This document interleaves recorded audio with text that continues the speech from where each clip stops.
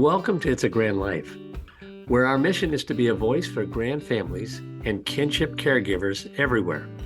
Did you know that in the United States alone, there are 2.3 million grandparents raising their grandchildren? 2.3 million. It's a Grand Life is committed to making a difference for those kids. That's why we have the podcast, a Facebook group, and the Grand Fund. The Grand Fund, which is a 501c3 which was launched in June of 2024, provides financial assistance to grand families, including shelter, food, clothing, and household needs. Grand families are in every neighborhood, in every city, every tribe, and territory nationwide. If this is you or someone you love, we're here for you, and we welcome you to join us on this mission. Our goal is to offer hope and resources to help you.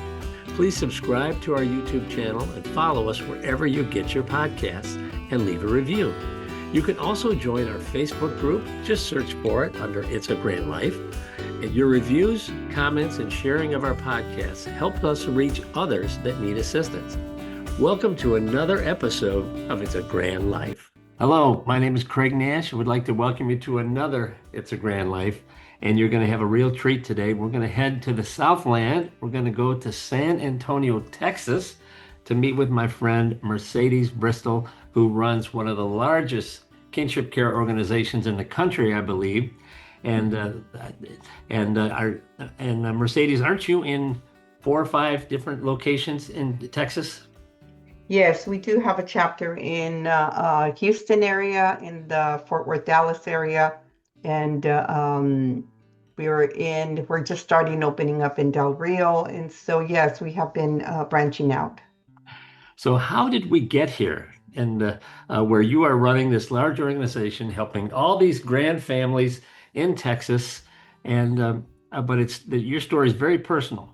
You got involved at the home level with your own grandkids, correct? Absolutely, yes, that's what happened. In 2012, I received five grandkids. It was 2 different CPS cases, 2 different moms, but one was I got the child back in March, and the other one I got the other 4 in December. So it was very interesting how they all came to live with me by the end of the year. And then of course, you know, when you get them, it's a shock. It's like, well, why can't the parents get their act together? But yeah, I was 57 years old, and now I'm a mother to 5 children. Wow, so life had a huge transformation for you. And were you familiar with the kinship care world prior to taking on your 5 grandkids? Did you have experience with the system or CPS or anything else? I had 2 cases prior to that, that where the kids were removed and then were put back into with their parents, with the mom. These are my son's children, and so mom had the kids, and so they removed them the first time for 4 months, and then mom did her services and got the kids back, and then they removed them a year after, and then for another 4 months, and then she got the kids back, and then another year after. That was the 3rd removal for the 4 children, and I ended up hiring an attorney to be able to do an intervention, mediation actually, and to try to mediate how we can have these parents do services and really something that would be sustainable, not 4 months, because if they were going to put the kids back in 4 months, that wasn't giving me the assurance that they were ready to take the kids.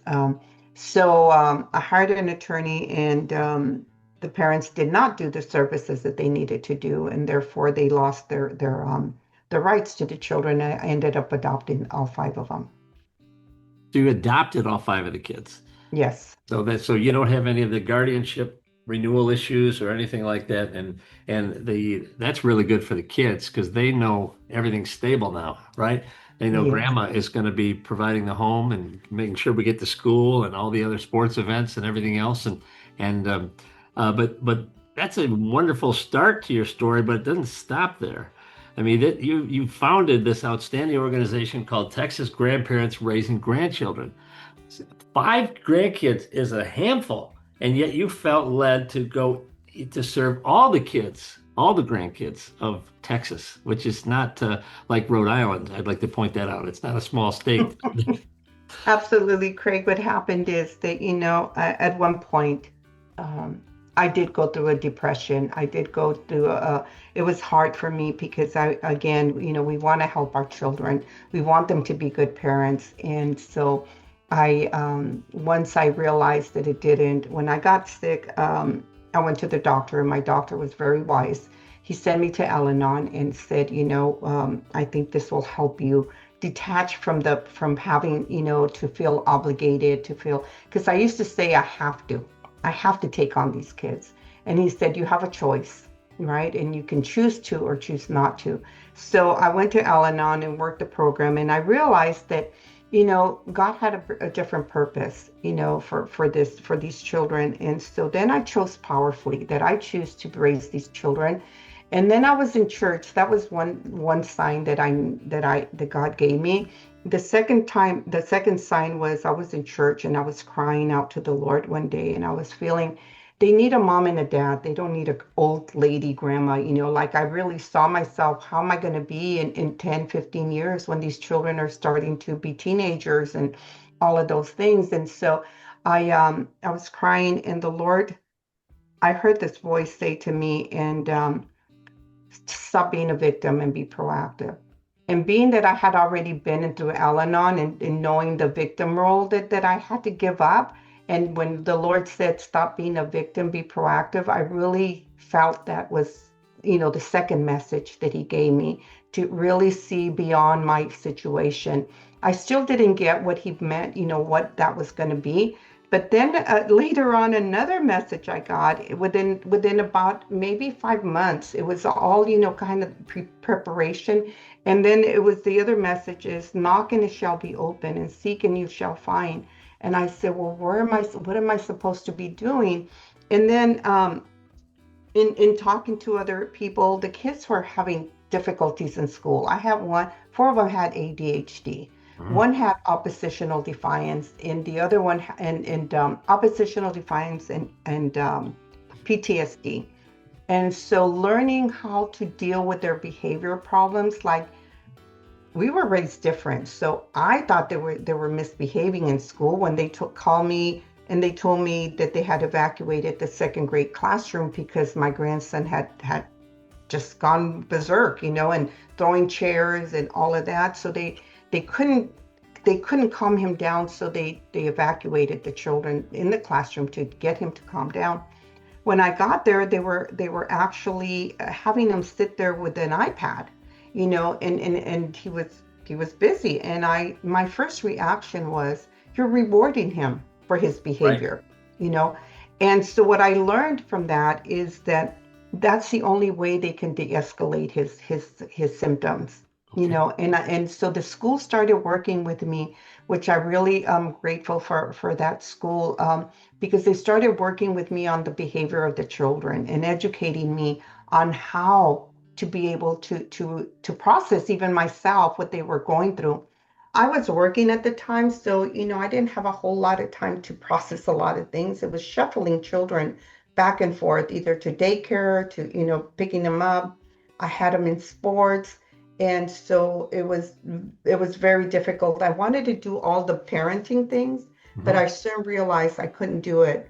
So I had to retire. I retired at age 60, and at that time, it's the Lord started showing me that there was other grandparents out there in the same situation I was, but nobody was out there to help them, like nobody was out there to help me.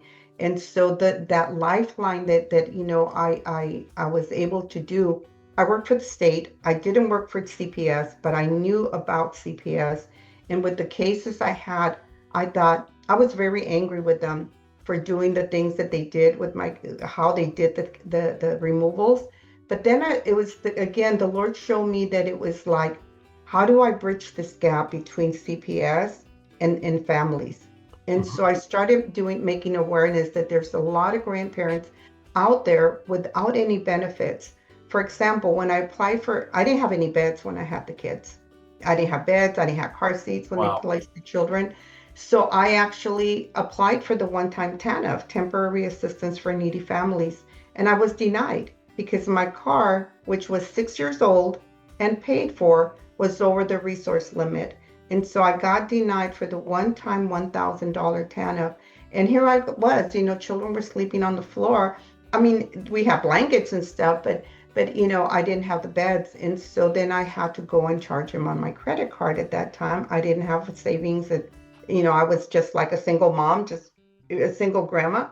So anyway, those are the kind of things that I went through. And so that was the Lord showed me that making awareness was my number one thing, that there's other grandparents. And then as I made awareness, people were coming up and saying, we need legal status. When CPS closes the case, they don't give you custody of the children. So then we did a Ask a Lawyer seminar. I got connected with Catholic Charities, and we did an Ask a Lawyer seminar. And so we about 100 grandparents and kinship caregivers came to that. And Wow. so we did a survey and asked them, what are your biggest needs? Legal was number one, food insecurity, medication, and then of course mental health for the children. Yep. And so that was our awareness. We started talking to legislators and saying, how can we change policy? Then at the school level, I asked the teacher if we could do a support group. And so we did a cafecito, which means, little breakfast coffee with the grandparents. Yep. And one grandmother came out of that talk. And so she started helping me, and we started making flyers and said we're going to have a support group. And so we started our first support group at Broadway Elementary School here at the North Side School District. And then we started sending out flyers and just making awareness. And our support group started growing, and all of a sudden we had 22 people in that support group from different places, coming from Seguin, coming from Medina, little towns. And so that's how we started. It was just making awareness and reaching out to see. I created a Facebook page and just Okay. called, and people started reaching out. Well, when did you feel you needed to become a 501c3 and all this other, administrative, regulatory compliance issues and what have you? That had to be a whole other phase. You've got one support group, but now, it's time for something else. And did you, I know you have a strong faith. Did you feel God leading you every step of the way? Yes, and sometimes it was like, I don't know about this. I felt like I've never had done anything like this before. Matter of fact, so we did that one resource fair, right, with the Ask a Lawyer, and then it was like people started inviting us to talk to other places. Like, can we have a cafecito here? The other school districts. So Northside actually came and asked me if I would be underneath the family engagement program and do an educational piece for grandparents. So we did a contract with Northside. So now I had two other support groups. So now I had three support groups in the North Side. And then we went to four support groups, right? And so the need was there. Then, of course, we would post things on Facebook, our support groups and stuff. Then I received inquiries from the South Side school district, and then from the East South ISD. And so so people started reaching out. They started learning that there was a support group for kinship, for families. And so, and then we reached out to other people and said, here we're here if anybody needs to help us. So there was an attorney. We did a conference. We came. I went to Alamo Area on Aging here in San Antonio. It's a Bexar County program for um, it's a COG, aging. I can't think of the acronym, but it's a program. And so I said, can you partner up with me and do a conference? Because they have an older relative caregiver program. And that older relative caregiver program is they would help people when they were 60 and older to put, rails on the bathrooms Yep. and, things like that, ramps. And so I said, we really need there's a lot of grandparents that are raising their grandchildren. So they said they didn't have money. And I said, I don't think we need money. All we need to do is partnerships, right? So we partnered up with different community partners here in San Antonio, and we did this amazing, a conference. And so we had about 112 people that showed up to that conference. Amazing. And guess what? I was in a GU presentation in DC, and I wasn't even in my own conference, but it went well. So what we did was we did a panel with CPS. And that's what attracted a lot of people to come. They thought they were going to come and really get CPS to answer all of their questions because, grandparents are frustrated when CPS takes their children Right. and then they don't give them all the details, right? So that was our first conference. And then we did our second one, the second year. And then there was an attorney that I invited from Austin, and he actually wrote the kinship primer. And the kinship primer is a guide of everything you want to know on kinship. So and Is that for he was Texas only, or is that for the whole country? for Texas. For Texas. It's Okay. Texas law. Texas law, and but I think it's very, very comprehensive. That I Okay. think that people can adopt the modality of that kinship primer. And so I started looking at that. I invited him to come and speak at one of our events, and so there it went. He just says, Mercedes, I want to donate to the conference, but you're not a nonprofit. He says, how do we do this? And I said, well, you won't get a tax write-off. You just pay for the things that we need. And so he said, I want to help you become a nonprofit. I think that you're at that step.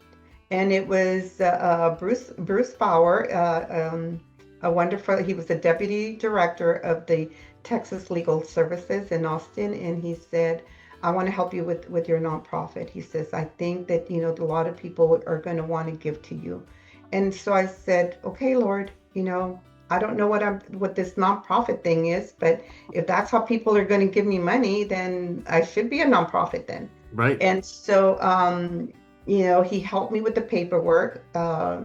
He did the paperwork, not him, but one of his staff did the paperwork for me. I had no clue what I was really getting into, other than I started reading up and saying, okay, what are my duties, all of that. I didn't have what we call a board. Right. So I said, there was a lady that I really, her name is Dr. Yolanda Santos, that, she had a study on how many grandparents were raising grandchildren years before. So she already had that notion of grandparents raising grandchildren. And so she was my mentor through this too. Like she had a little group of abuelitas that would meet that came out of that research.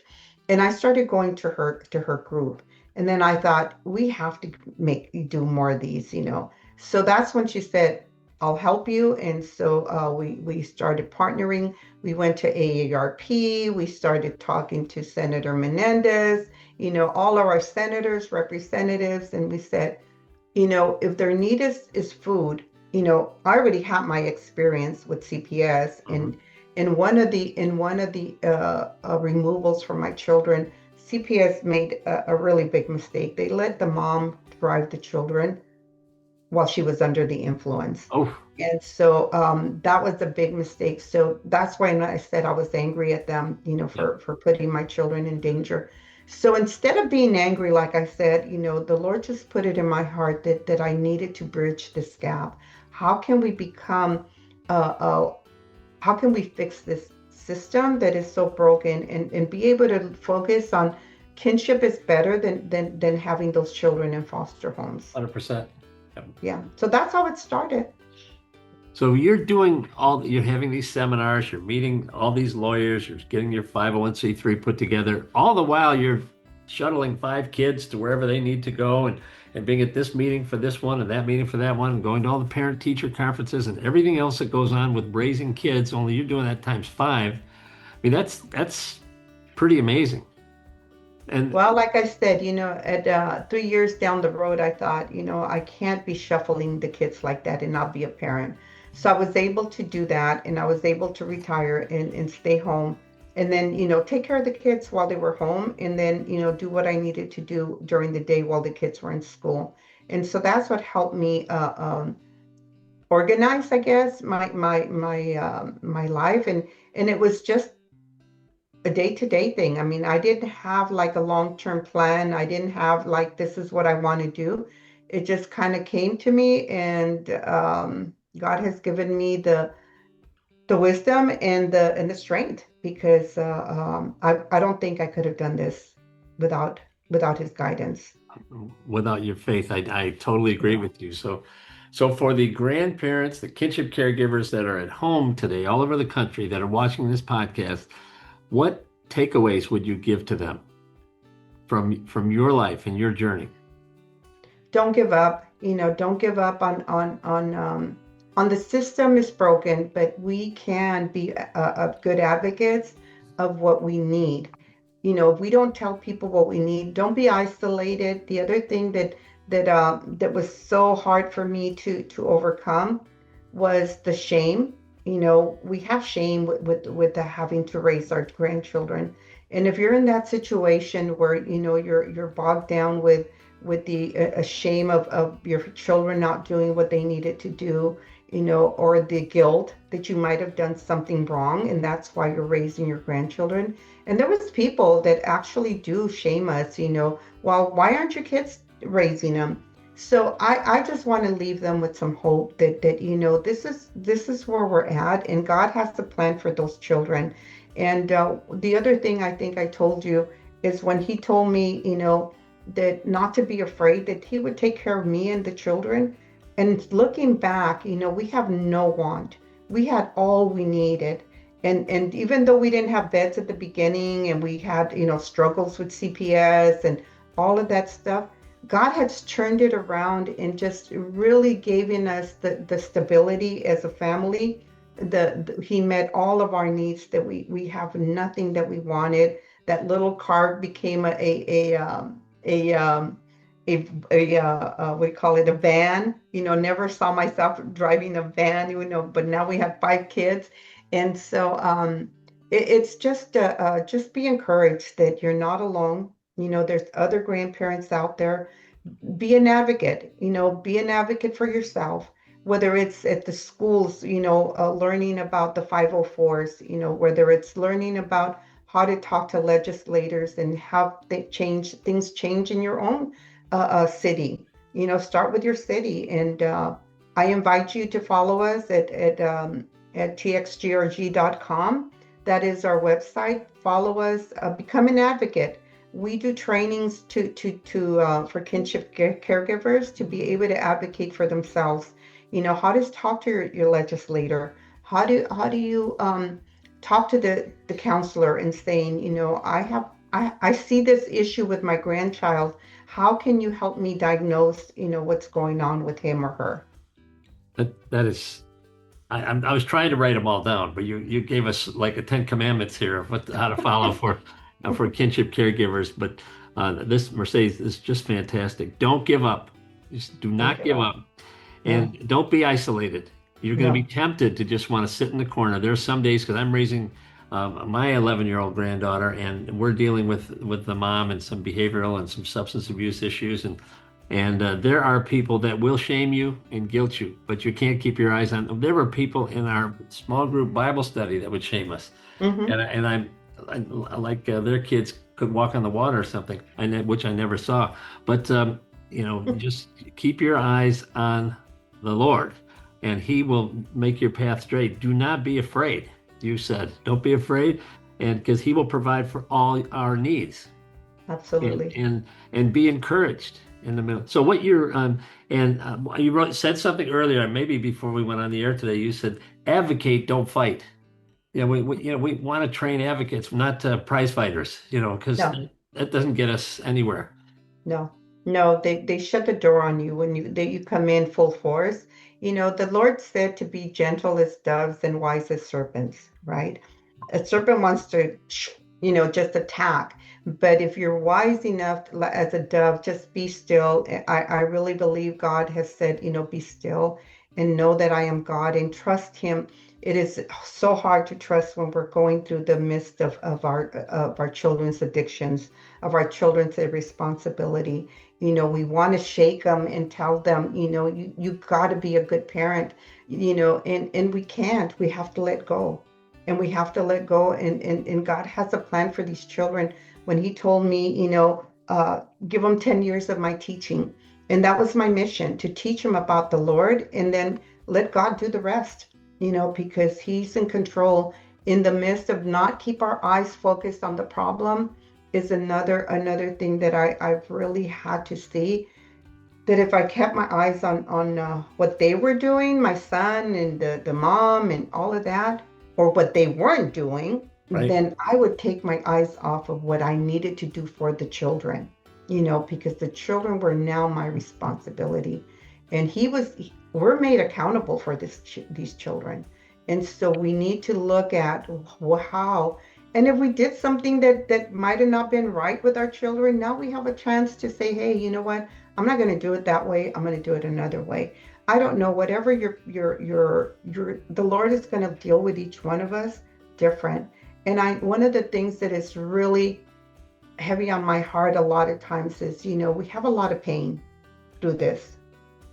We carry the guilt, we carry the pain of our children suffering, not being, obedient to God, because what does a parent want? Our children to be saved. But then remember that the Lord has promised us, if we're faithful, if we are faithful, to him, then he promised us that our household will be saved, in Acts 16:31. So if we just keep focused and keep our eyes on him and be faithful, I think that, we don't have to look at the pain in that. And he's seen our tears. He's seen the tears that we've cried, and he's going to we're going to be rewarded. So, I mean, it's not like we don't have all his promises, it's we just have to live them. You've said a mouthful there, and I couldn't agree with you more. The thing that really sticks out to me, Mercedes Bristol, about the life that you are leading is the powerful, as grandparents, as my grandma was a example to me about how to walk in faith. My grandma was from Scotland, and she had this little Scottish accent, and she would talk about walking through the Highlands of Scotland with her dad, who talked to her about the promises of God. Many times people just they get confused with people that are Christ followers, that we want you to just say you believe in Jesus and talk about heaven. No, the beauty of a life of this faith journey is that he is with you day in and day out, no matter what comes to you. Whether you have 5 grandchildren dumped in your lap and you go, I'm going to do the very best I can, and who knows the journey that you're going to go on next when you're all over the state of Texas being an advocate for all the grand families. But it's walking one step in front of the other. I will instruct you and teach you in the way which you should go. I will guide you with my eye upon you. I can hear my grandma saying that to me. Psalm 32:8. And friends, if you're listening to this, this faith journey is real, and you can reach out to my friend Mercedes anytime. And we know what you're going through. I'm living at times 1, she's living at times 5, and God is good, and he's faithful, and he wants to be right beside you every step of the way. And you wouldn't mind if our listeners reached out to you and if they had a question? Absolutely not. Absolutely not.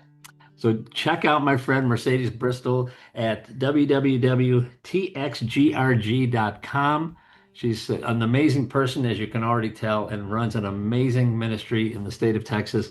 Mercedes, thank you so much for joining us today. And I know we had some hiccups getting this rescheduled, but this has been so delightful.